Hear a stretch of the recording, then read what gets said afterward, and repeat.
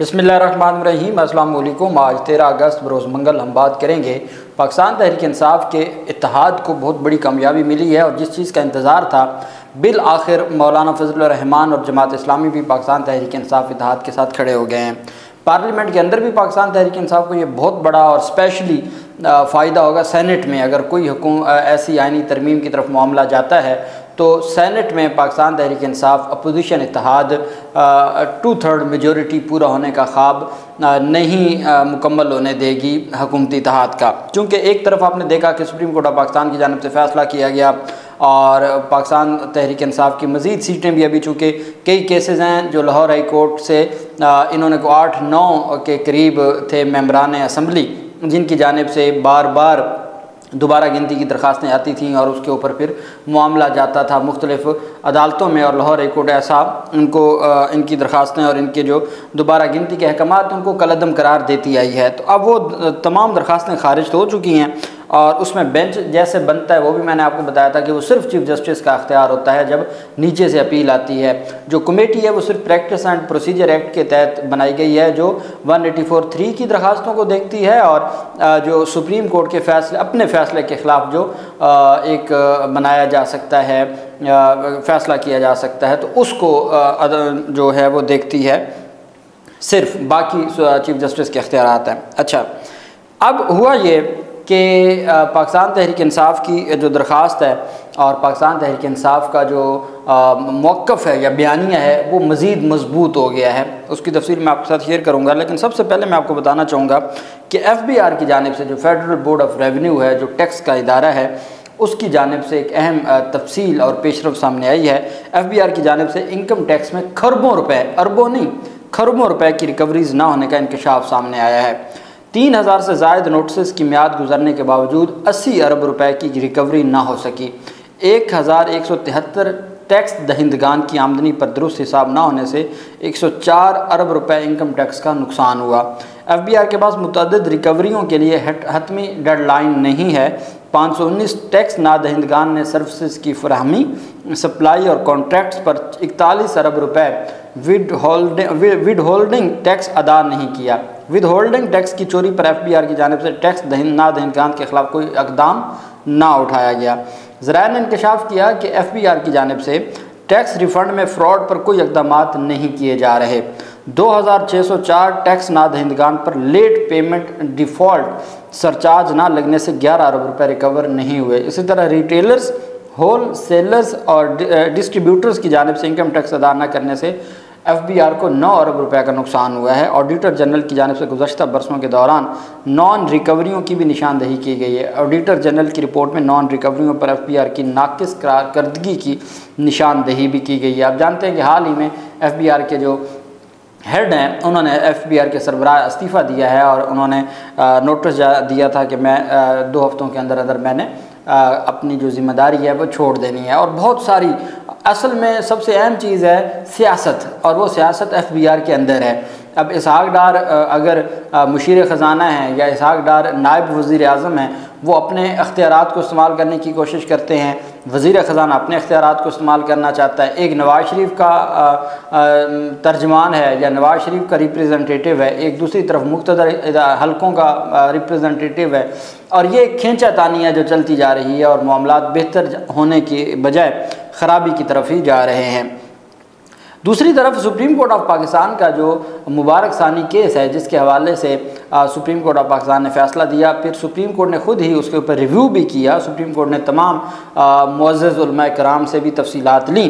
अब उस पर मैंने आपको बताया सुप्रीम कोर्ट बार एसोसिएशन का भी मौक़िफ़ आया। सुप्रीम कोर्ट बार एसोसिएशन ने भी नज़रसानी की इस्तदा की है जबकि Islamabad high court bar association भी कर चुकी है।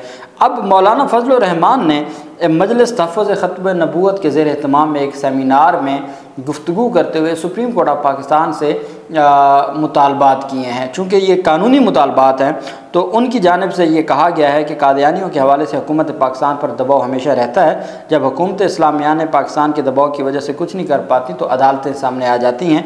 एक अदालत के जज ने अपने फैसले में कादियानी मुस्लिम लिख दिए, माजी की बात की उन्होंने कहा इस तरह दूसरे जज के सामने कादियानी का केस सुप्रीम कोर्ट में आया। कादियानी की ज़मानत का फैसला होना था। सुप्रीम कोर्ट के 3 रुकनी बेंच ने ज़मानत का फैसला लिखते हुए कादियानियों को तबलीग की इजाज़त दे दी। ये मुबारक सानी का उन्होंने हवाला दिया।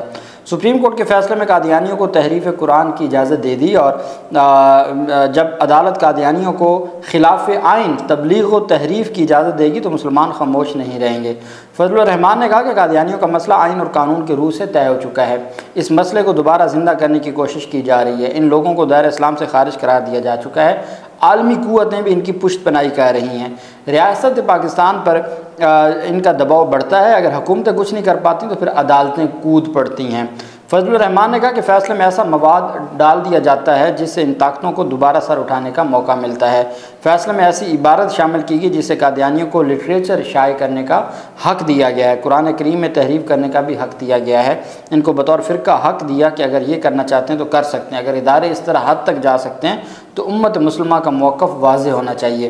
उन्होंने कहा इब्तदाई तौर पर आज उलमा कराम को दावत दी गई है, उसके बाद सियासी जमातों से भी बात करेंगे। पहले उलमा कराम का एक मौक़िफ़ पर आना ज़रूरी है। अगर हमारा मौक़िफ़ कमज़ोर होगा तो उन्होंने और आगे बढ़ना है।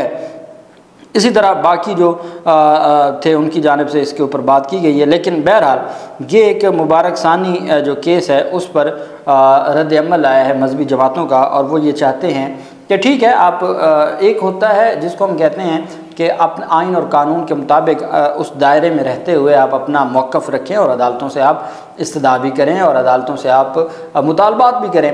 लेकिन जिस तरीके से वो TLP के नायब अमीर का मामला बना था और वो फिर गिरफ़्तारी हुई, तो इस तरह से जो धमकी अमेज़ मामलात होते हैं ये चीज़ें ख़राबी की तरफ जाती हैं।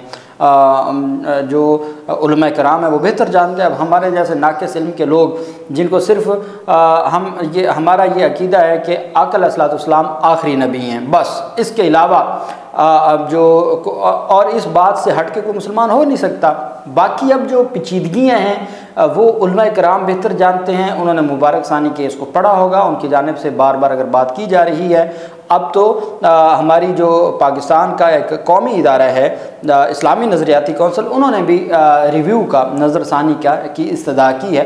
तो बेहतर होगा कि सुप्रीम कोर्ट ऑफ पाकिस्तान इस मामले को दोबारा देख ले। और ये कोई ऐसा मामला नहीं है कि जिसके ऊपर अड़ के बैठ जाएं, बल्कि इस मामले को बेहतर अंदाज में आगे हल किया जा सकता है डिबेट के ज़रिए, पुरअमन तरीके से, आइन और कानून के दायरे इख्तियार में रहते हुए। अचानक बहुत बड़ी डेवलपमेंट सामने आई है। सुप्रीम कोर्ट ऑफ पाकिस्तान का फ़ैसला आता है मखसूस नशिस्तों से मुतल्लिक़, फिर उसके बाद पाकिस्तान तहरीक इंसाफ के 3 मेंबरान का MNAs को हटा दिया जाता है और सुप्रीम कोर्ट इलेक्शन कमीशन के फ़ैसले को बरकरार रखती है। इलेक्शन कमीशन सुप्रीम कोर्ट के फ़ैसले के 24 घंटों के अंदर अंदर पाकिस्तान तहरीक इंसाफ के 3 मेंबरान को डी नोटिफाई करते हुए मुस्लिम लीग नून के मेंबरान को नोटिफाई कर देता है और खुशियाँ मनाते हुए वहाँ मखसूस नशिस्तों के फ़ैसले पर उनको समझ नहीं आती। काजी फैज़ीसा साहब के फ़ैसले पर 13 जनवरी भी एक्स्ट्रा समझ आ गई। काजी फैज़ीसा साहब खुद कहते हैं जो मैंने नहीं कहा वो भी कर दिया। और यहाँ भी अब काजी फैज़ीसा साहब का फ़ैसला है जिसको उन्होंने फौरी तौर पर मानते हुए 3 पाकिस्तान तहरीक इंसाफ के मेंबरान को हटा दिया और उनकी जगह पे उन्होंने नून लीग की तकरीरियाँ कर दी या उनको MNA का नोटिफिकेशन जारी कर दिया। वो आज शाम तक अपना हलफ भी ले लेंगे। लेकिन पाकिस्तान तहरीक, मैंने आपको कहा था, एक निज़ाम है और उस निज़ाम में आप जितना दबाने की कोशिश करेंगे तो जो हक़ है वो उतना उभर के आता है। पाकिस्तान तहरीक इंसाफ और फजलुर रहमान और महमूद अचकज़ई और जमात इस्लामी और बाकी जमातें अपोजिशन की जो एक अक्सरियत रखती हैं सेनेट में, उसमें अहम पेशरफ्त ये सामने आई है कि रात गए एक बहुत अहम इजलास होता है जो फजलुर रहमान जिसमें ख़ुद मौजूद होते हैं, महमूद अचकज़ई मौजूद होते हैं, पाकिस्तान तहरीक इंसाफ के बैरिस्टर गौहर अली ख़ान और असद कैसर, शिबली फराज, पूरी क़यादत पाकिस्तान तहरीक इंसाफ की मौजूद होती है। इसी तरीके से जो जमात इस्लामी के लियाकत बलोच मौजूद होते हैं, BNP के जो अख्तर मैंगल ग्रुप है वो उसमें मौजूद होता है, मजलिस वहदतुल मुस्लिमीन के सरबराह मौजूद होते हैं, सुन्नी इत्तेहाद कौंसिल के सरबराह मौजूद होते हैं। अपोजिशन की जो बैठक है ये पहली बड़ी बैठक है और इसमें सबसे अहम चीज़ ये है कि ये सेनेट में अक्सरियत रखते हैं। ये जो बैठक है ये 2/3 मेजॉरिटी किसी सूरत, सिंपल मेजॉरिटी तो है हुकूमत इत्तेहाद के पास, असल चीज़ है 2/3 मेजॉरिटी की। और जो नेशनल असम्बली की जिस तरह से सीटें दी जा रही हैं, अब दोबारा गिनती में उधर मखसूस नशिस्तें PTI को मिल जाएँ और उससे हाफ भी अगर दे दी जाएँ दोबारा गिनती में, तो फिर भी कहीं ना कहीं को बात आ सकती है कि जी को आईनी तरमीम हो सकती है। नहीं नहीं नहीं नहीं नहीं, ये वर्का ख़त्म हो चुका है, ये फट चुका है। अब आईनी तरमीम का चैप्टर क्लोज हो चुका है। और फिर ये जो डेवलपमेंट हुई है, जिसके बाद एक अहम इजलास जिसमें तमाम जमातें मौजूद थीं और अपोजिशन ने मिलकर साथ चलने का अहद किया है और हर सूरत आइन के तहफ़्फ़ुज़ के लिए उन्होंने अपना किरदार अदा करने का कहा है। मुश्तरका हिकमत अमली के लिए TORs भी बना लिए गए हैं। इस डेवलपमेंट के बाद ये बात यकीनी हो गई है कि किसी सूरत भी सेनेट में ये कोई आईनी तरमीम नहीं मंजूर कर सकते। सेनेट में इनके पास कोई अख्तियार नहीं है।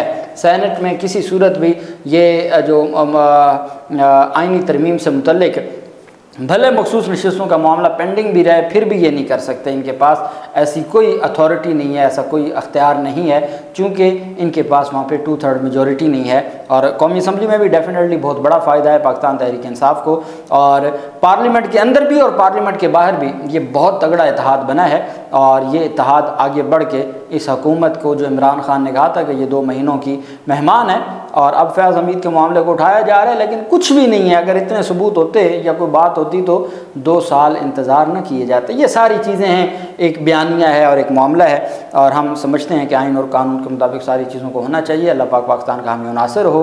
बहुत शुक्रिया। अल्लाह हाफिज़। पाकिस्तान जिंदाबाद।